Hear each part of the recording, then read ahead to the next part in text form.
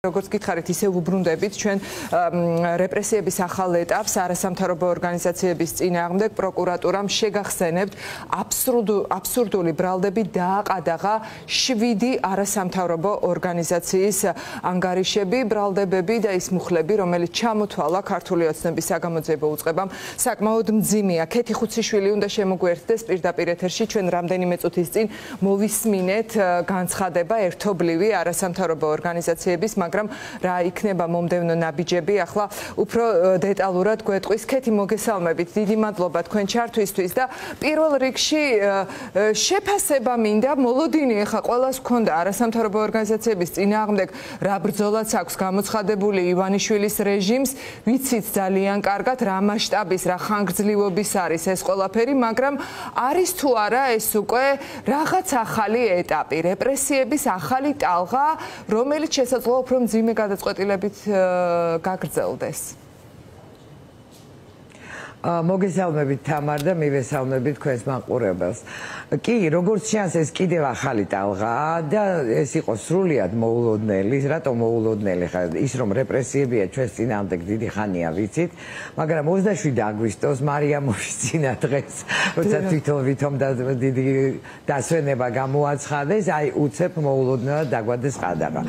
თან ისიც იცით, რა თქმა უნდა, რომ ძალიან ბევრი რეპრესიული კანონი მიიღეს ბოლო ხანებში. კანონები, რომლის წინააღმდეგაც საზოგადოება ძალიან აქტიურად გამოდიოდა. ეს იყო ჯერ რუსული კანონი, არასამთავრობოების წინააღმდეგ მიმართული, შემდეგ ეგრეთ წოდებული ფარა, რომელიც ფაქტიურად დიდი ხანია გამცდარია იმ ამერიკული კანონის ფარგლებს და გაცილებით უფრო რეპრესიულია დღეს, ვიდრე თუნდაც 1938 წელს იყო ამერიკაში და კიდევ რამდენიმე გრანტების და სხვა კანონი. ეს ყველაფერი იყო სამოქალაქო საზოგადოების წინააღმდეგ მიღებული. მაგრამ ჩვენთვის მოულოდნელად შემოვიდნენ და დააყადაღეს ამჯერად საბოტაჟის მუხლით. ეს საბოტაჟი მინდა საგანგებოდ აუხსნამ თქვენ მაყურებელს, იმიტომ რომ არათუ თქვენი მაყურებელი ჩვენც ვიბნევით ხოლმე რა უნდათ და როდის რას გვაბრალებენ.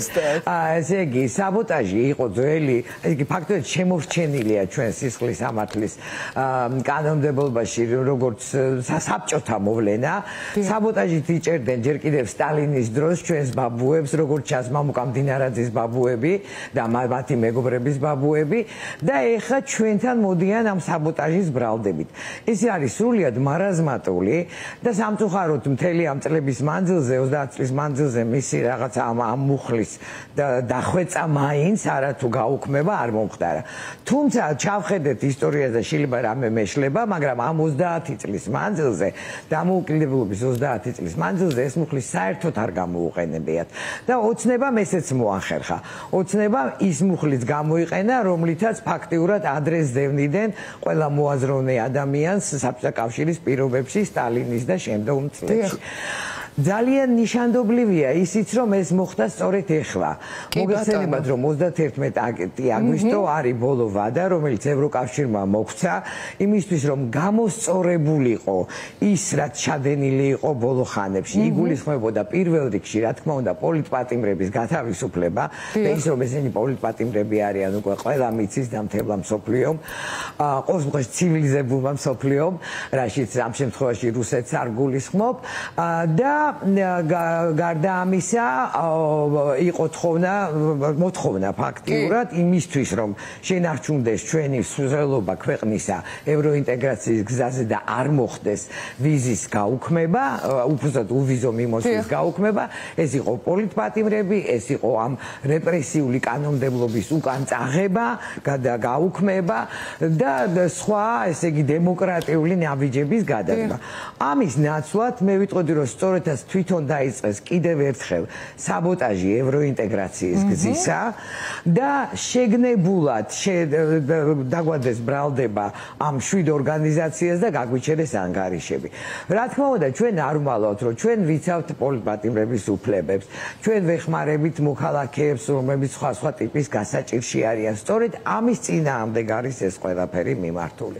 და კიდევ ერთხელ გავიმეორებ, დღეს სამწუხაროდ მართველი პარტია საბოტაჟს უწევს საქართველოს მომავალს, საბოტაჟს უწევს ევროპულ მომავალს და იმ მინიმალურ მოთხოვნებსაც კი, რომელსაც ევროკავშირი გვიყენებს იმისთვის, რომ ჩვენ ვიყოთ უფრო დემოკრატიული საზოგადოება, არათუ არასრულებს, შეგნებულად არღვევს და მეწზეც მიდის. კი ბატონო, და ზუსტად კეთი, რა თქმა უნდა, შემთხვევითი არ არის ეს დრო შერჩეული, რასაც თქვენს გაუსვით ხაზი 31 აგვისტომდე, სულ რამდენიმე დღე რჩება და თითქოს მიზანმიმართულად რაღაცა ესე ღია ომის რეჟიმში გადავიდა ბრიუსელთანაც ქართული ოცნების რეჟიმი და ამავე დროს მოლოდინი, როდესაც ქართული ოცნების წარმომადგენლები თავად ვიამბებენ, რომ აი არასამთავრობო ორგანიზაციები ეხლა ამზადებენ ქვეყანაში რაღაც რევოლუციურ სცენარებს, გადატრიალებას, ეს ნიშნავს თუ არა იმას, რომ პრაქტიკულად თავადვე ელოდებიან, რომ მათივე აი ამ ქმედებების გამო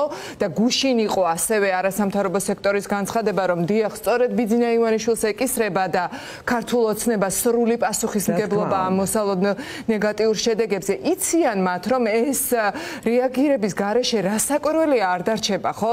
საქართველოს მოქალაქეების მხრიდან.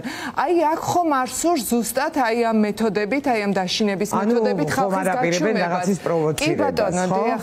და ხალხიც რომ გააჩვენო და დააშინო. პროვოცირებაც უნდათ, რისხვის პროვოცირება და შემდეგ უფრო დაშინება. ეხლა საქმე რაშია, ჩვენ ვიცით რომ ერთი პირობა ესენი ცდილობდნენ და აგორებდნენ ამ თითქოს და გადატრიალების თუ რაღაცა შეთქმულების თეორიას. შემდეგ თითქოს უარი თქვეს.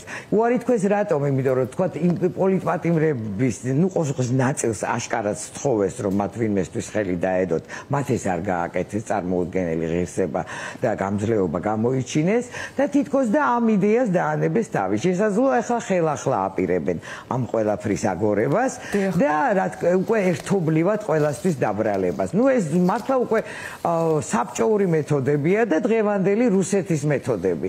როდესაც ყველაფერს თან ერთად ურევთ, უნდათ რომ არასამთავრობოებს, პოლიტიკურ პარტიებს, აქტივისტებს, მედიას და ყველას ერთად დაგვაბრალონ თითქოს და რაღაცა გადატრიალების ცდილობები. მთელი ეს წლები ყველა კარგად ხედავდა როგორი მშვიდობიანი იყო ეს გამოსვლები და თუ კი ძალადობა იყო, ეს ძალადობა იყო მხოლოდ ან პოლიციის მხრიდან, ან იმ ტიტუშკების მხრიდან, რომლებიც ასევე როგორც აღმოჩნდა დაქირავებული არიან თვითონ სახელმწიფოს მიერ. ხო, კი ბატონო, მადლობა კაპიტან ქეთი, მაგრამ რაღაც ალბათ მოლოდინიც არის იმგვარი, რომ მხოლოდ ანგარიშების დაყადაღებაზე რეპრესიების ეს ეტაპი ალბათ ივანიშვილისთვის არ გაჩერდება და არ ვიცი, შეიძლება ველოდოთ, ხო, კიდევ უფრო მძიმე გადაწყვეტილებებს. რა უნდათ მათ? უნდათ ჩვენი ყველას დაპატიმრება თუ უნდათ ჩვენი გაჩერება? ამას ალბათ ცოტა ხანში ვნახავთ. ეხლა როგორც გითხარით, ჩვენ არ ველოდით დღეს ამდაგვარ ქმედებას, დღეს როდესაც დღეს ხვალ მარიამობაა და შემდგომ რამდენიმე დღე დასვენება, ზუსტად დღეს გააკეთეს ეს. და ამიტომ რასი კადრებენ კიდე ხო ეს მხოლოდ ივანიშვილის ლოგიკაში ჯდება ეს ყველაფერი ჩვენ სამწუხაროდ ვერ ხვდებით ხოლმე ვიცი ვინ გეგმავს ამას ივანიშვილი გეგმავს მისი ეს ჯგუფი ეხლანდელი ლიდერების თუ უკვე FSB გეგმავს ყველაფერს და ესენი მხოლოდ განმახორციელებლებიან სამწუხაროდ მე ამის თქმას დაზუსტებით არ შემიძლია ის რომ დაჩქარებული გზით გავიარეთ ის რასაც რუსეთი პუტინის ქვეშ გადიოდა 12 წელი აი გამოსვლებიდან 2012 წლის გამოსვლებიდან 2024-მდე ჩვენ ფაქტიურად ამ 2 წელში დაჩქარებული წესით გავიარეთ ანუ მთელი ეს რეპრესიული კანონმდებლობა დევნა აქტივისტების სამოქალაქო საზოგადოების მედიის და ასე შემდეგ კიდევ რაზე არიან მზად არ ვიცი მე შემიძლია ერთი რამ თქვა ბაბუა ჩემი თავის დროზე დაიჭირეს სტალინის დროს სწორედ როგორც უცხოეთის აგენტი მე მგონი საერთოდ გერმანიის აგენტობას აბრალებდნენ არ მეგონა რომ ისტორია ესე დატრიალდებოდა დღეს მე დამაბრალებდნენ დამოუკიდებელ საქართველოში უცხოეთის აგენტობას და რაღაცას კიდე უარესად კი საბოტაჟს სამწუხაროდ ხანდახან ესე ხდება სამწუხაროდ რომ გძელვადიან კი ბატონო სამწუხაროდ აი ამ რეალობის წინაშე აღმოჩნდით კი ბატონო მაგრამ იმედია საქართველოს მართველები იმედია ეს დასრულდება და დარჩება წიგნებში და ჩვენი მომავალი თაობა ამას აღარასოდეს არ ნახავს უკვე საკუთარი თვალით და მოუწევთ მხოლოდ წაკითხვა ამის შესახებ დიდი მადლობა ქალბატონ ქეთი წარმატებას გისურვებთ მადლობა ქეთი ხუციშვილი ღია საზოგადოების აღმასრულებელი დირექტორი იყო ჩვენი სტუმარი